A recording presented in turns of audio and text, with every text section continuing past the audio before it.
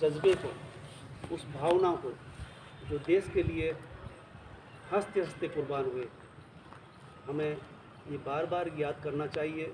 हर साल हम याद करते हैं। याद करने के पीछे का मकसद ये कि जो स्कूल और कॉलेज में पढ़ने वाले विद्यार्थी हैं, उनको ये हमेशा याद रहना चाहिए। इसके 2-3 बिंदु हैं।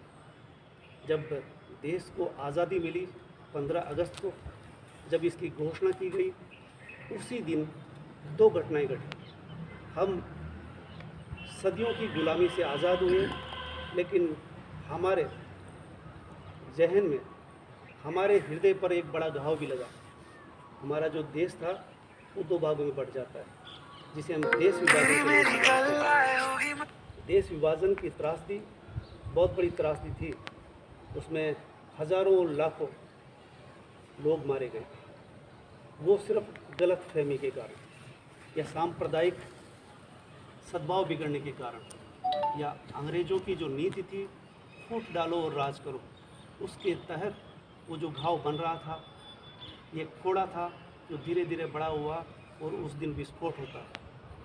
हमें ये भी याद रखना है कि अभी भारत सरकार ने 14 अगस्त को, आपको याद होगा, यानी 15 अगस्त के ठीक पहले 14 अगस्त यानी कल की बात है, उसमें भारत विभाजन जो हुआ उसको पुनः याद किया गया, इसलिए कि ये याद रहे कि देश की आज़ादी मिली, उसके साथ हमें एक बड़ी विडंबना से भी गुजरना पड़ा। भारत और पाकिस्तान 2 टुकड़ों में बट जाते हैं। ये 2 टुकड़े में ही नहीं बटे, बल्कि हमेशा हमेशा के लिए जैसे अलग हो गए। हम हर वर्ष, हर दशक में ये कोशिश करते हैं कि दोनों में सद्भाव बना रहे, यानी एक बड़ा भाई है, एक छोटा भाई है।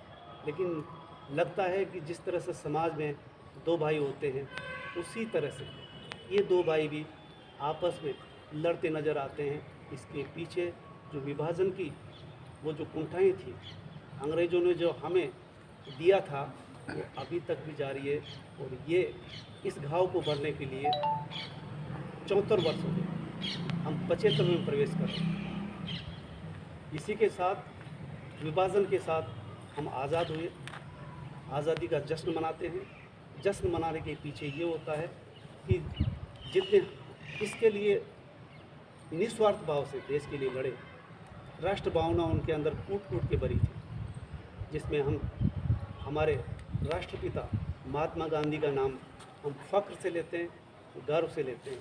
ये हमें ठीक से एहसास होना चाहिए कि हम अगर गांधी जी को भी समझ लेते हैं, अगर हम इतिहास पढ़ते हैं या राजनीति शास्त्र पढ़ते हैं, तो भी हमें गांधी जी का अध्ययन करना पड़ता है। इसके अलावा गांधी स्टडी सेंटर बने हुए हैं, हमें गांधी को कई तरह से समझना पड़ता है, क्योंकि गांधी न केवल अंग्रेज़ों से लड़े, बल्कि उन्होंने ये भी कहा था कि जब देश आज़ाद भी हो जाएगा तो भी मेरी लड़ाई जारी रहेगी। क्यों रहेगी? क्योंकि वो विसंगतियाँ जो बाद में भी रहेगी उसको भी मैं ठीक करूँगा। या सामाजिक सद्भाव किस तरह से बना रहे, ये गांधी जी के प्रयास थे। उन्होंने हमेशा कहा था, हिंदू और मुसलमान मेरी 2 आँखें, इसमें किसी तरह का भेदभाव नहीं होना चाहिए। ये कोई मामूली बात नहीं थी।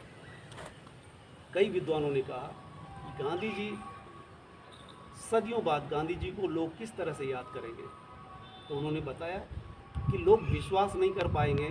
जब इतिहास की किताबों में गांधी जी को याद किया जाएगा, पढ़ेंगे, तो ये सोचेंगे कि इस तरह का भी जीता जागता हार्ड मास का पुतला रहा होगा कभी, जिसने इतनी बड़ी बातें कही, इतना बड़ा काम किया, नंगे रह करके लकड़ी से अंग्रेज़ों को भगा के दिखा दिया, सत्याग्रह जैसे आंदोलन चला करके, असहयोग आंदोलन चला करके उन्होंने हमें काफ़ी शिक्षित किया। हमें एक तरह से कई तरह के विचार दिए ताकि हम एक कैसे रहें, और इसमें हमें कई तरह की बाधाएं आती हैं। सांप्रदायिक सद्भाव बिगड़ता है, तब हम गांधी की याद आती है। गांधी जब 2 आँखों का जिक्र करते हैं, तो हमें गांधी और उस दौरान भगत सिंह, आज़ाद, चंद्रशेखर और इस तरह के बहुत सारे, आप ये आश्चर्य करेंगे कि ये तो नाम हमें याद है, हज़ारों ऐसे भी रहे जो दस्तावेज़ों में दर्ज नहीं हो सके, उनकी भी कुर्बानियाँ थी। अपने स्तर पर लोग काम कर रहे थे, महिलाएं सामने आई।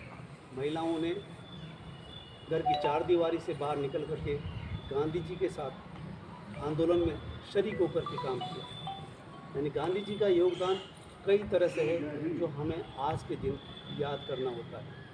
मैं एक छोटे से उदाहरण से अपनी बात ख़त्म करना चाहूँगा। मैं आज ही के संदर्भ में कल पढ़ रहा था, उसमें लिखा था कि हमें आज़ादी मिली, यानी स्वतंत्रता मिली। स्वतंत्रता मिलने का मतलब ये नहीं है कि हमें स्वच्छंदता मिली। स्वतंत्रता का मतलब ये कि आपकी स्वतंत्रता है, सामने वाले की भी है।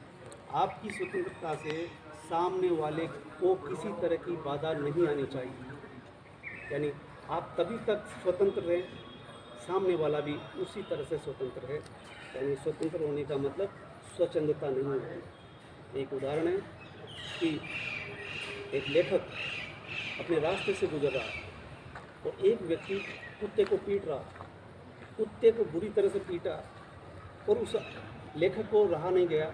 उसने कहा कि इसको क्यों पीट रहे हो और इसका पीटना बंद करो। कुत्ते को पीटना बंद किया, वो आगे चले, उसके पीछे पीछे कुत्ता उसके घर तक गया।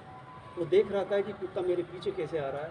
तो लेखक ये लिखता है कि मैंने इसको आतताई से बचाया, मारने वाले से बचाया। इस कुत्ते को भी इस बात का एहसास है।